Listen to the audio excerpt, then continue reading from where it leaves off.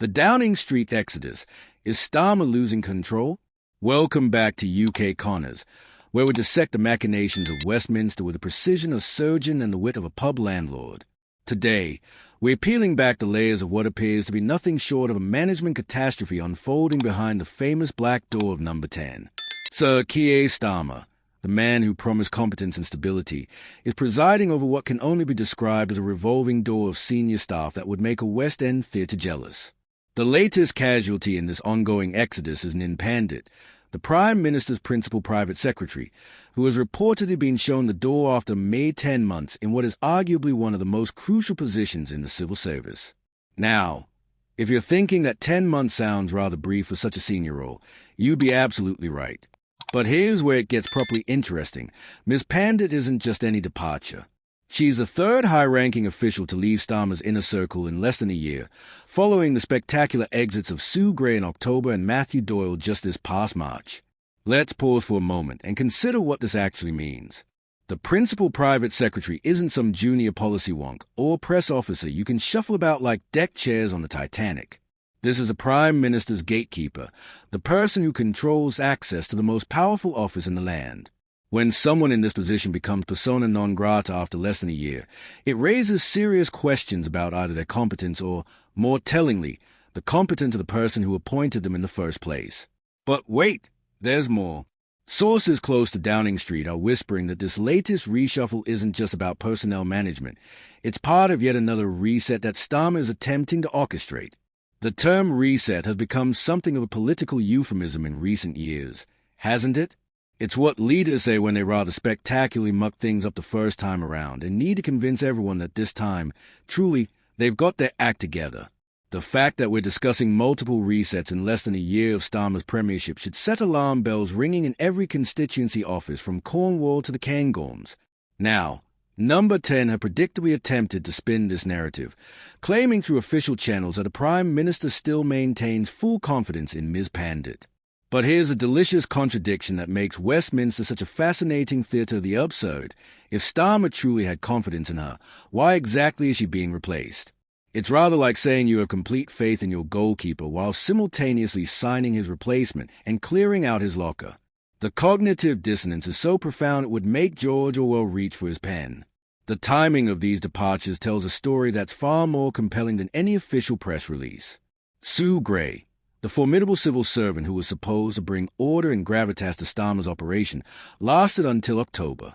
Matthew Doyle, tasked with managing the government's communication strategy, made it to March. And now Pandit, barely 10 months into her tenure. If this were a television drama, critics would pan it for being unrealistic.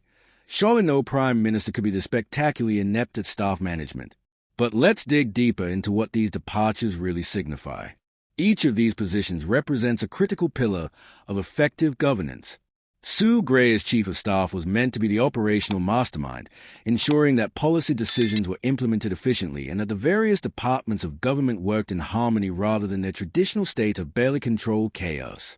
Her departure suggested that either she couldn't deliver on this promise, or more intriguingly, that her vision of how Downing Street should operate clashed fundamentally with Starmer's approach. Matthew Doyle's exit as Director of Communications is perhaps even more telling. In an age where political success is measured as much by media management as by policy outcomes, losing your chief communicator suggests that the message simply isn't getting through. And when the message isn't getting through, it's often because there isn't a coherent message to begin with, or because the messenger has lost faith in what they are being asked to sell. Now we have Pandit's departure, and this one cuts to the very heart of how Number 10 functions. The principal private secretary is the person who decides who gets to see the Prime Minister, what papers land on his desk, and how his day is structured. If Starmer has lost confidence in this person's judgment, it suggests a fundamental breakdown in the most basic mechanics of governance. The whispers from Westminster suggest that these aren't isolated incidents, but part of a broader pattern of dysfunction. MPs across the Labour benches are reportedly growing increasingly frustrated with what they perceive as chaotic management and a lack of clear direction from the top. The migrant crisis, in particular, has become a lightning rod for criticism, with backbenchers questioning whether Starmer has a strategic vision and operational competence to tackle one of the most complex challenges facing modern Britain. What makes this situation particularly delicious from a political observer's perspective is how it undermines one of Starmer's core electoral promises. He positioned himself as a steady hand, the competent alternative to the perceived chaos of the previous administration. Yet here we are, witnessing what appears to be a masterclass in how not to run a government operation. The irony is so rich you could serve it at a state banquet.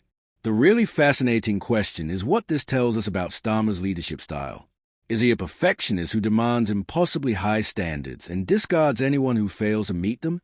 Is he indecisive, constantly second-guessing himself and his appointments? Or is he simply unable to judge character and competence, repeatedly choosing the wrong people for crucial roles? Each possibility paints a rather unflattering picture of our current Prime Minister's executive abilities. Consider the optics for a moment. When voters see this kind of turnover in senior positions, they don't typically think how refreshingly decisive. They think, what on earth is going on behind closed doors? And when MPs see their leader burning through senior staff like a Victorian factory owner through child labours, they begin to question whether they hitched their political wagons to the right horse.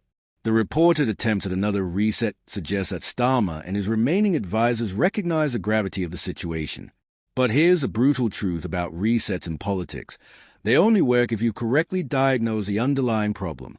If the issue is systemic dysfunction in how decisions are made and implemented, then shuffling personnel might provide temporary relief but won't address the root cause.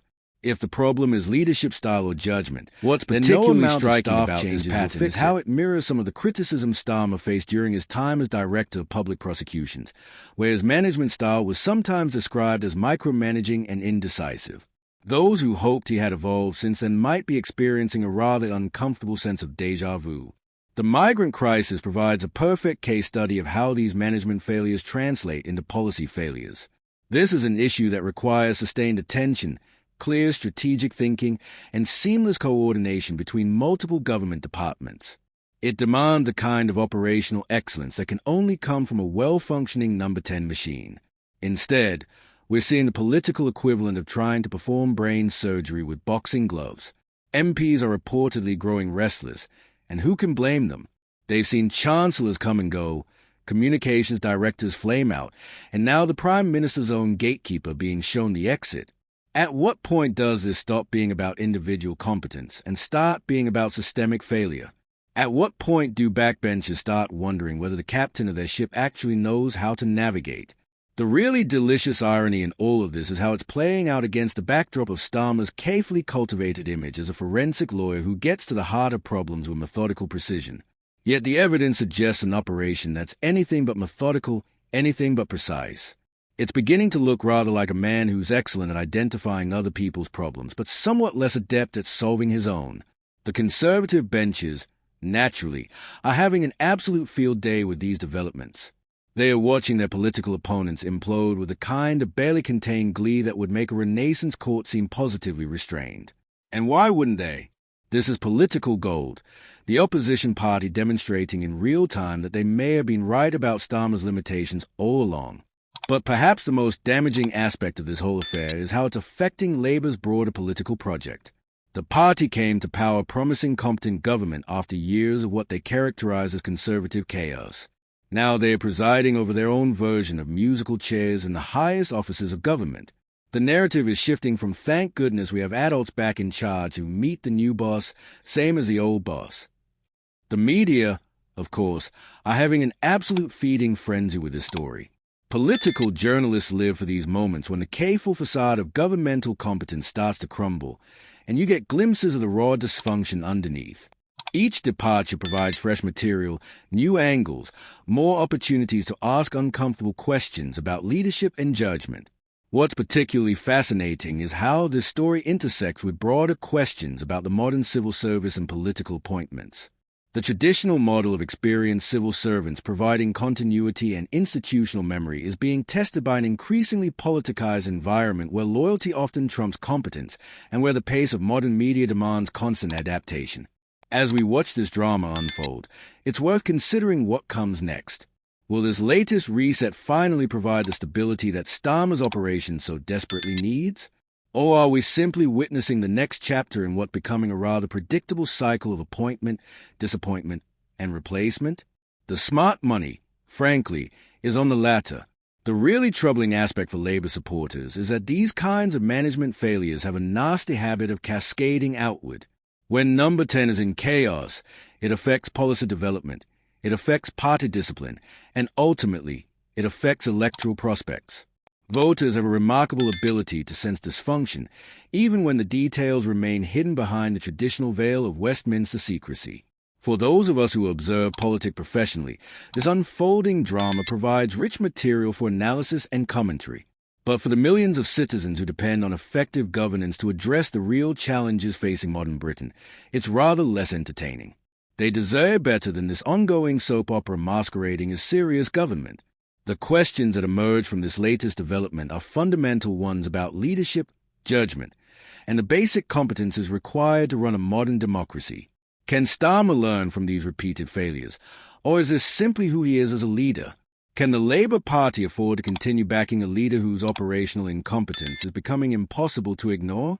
And perhaps most importantly, what does this mean for the critical policy challenges that require sustained, competent attention? As we move forward, the political landscape will be shaped significantly by how Starmer responds to these mounting pressures. Does he double down on his current approach, insisting that everything is under control while the evidence suggests otherwise? Does he acknowledge the problems and attempt yet another reset, risking the appearance of constant instability? Or does he somehow find a way to break this cycle and demonstrate the leadership qualities that his position demands? The stakes couldn't be higher. In an era of complex global challenges, from economic uncertainty to international conflicts to climate change, Britain needs a government that can function effectively. The ongoing chaos in Downing Street raises serious questions about whether that's what we're getting. The British people deserve answers, and they deserve them soon. What we're witnessing isn't just political theater. It's a fundamental test of democratic governance in the 21st century. The outcome will determine not just Starmer's political future, but the trajectory of British politics for years to come. The story continues to unfold, and you can be certain that UK Connors will be here to dissect every twist, every turn, and every spectacular failure along the way. Because in British politics, as in life, the truth is a way of emerging, no matter how expertly the spin doctors try to bury it. Make sure you're subscribed because this political drama is far from over, and the next chapter promises to be even more revealing than the last. The question isn't whether more shoes will drop, it's how many pairs Starmer has left in his closet.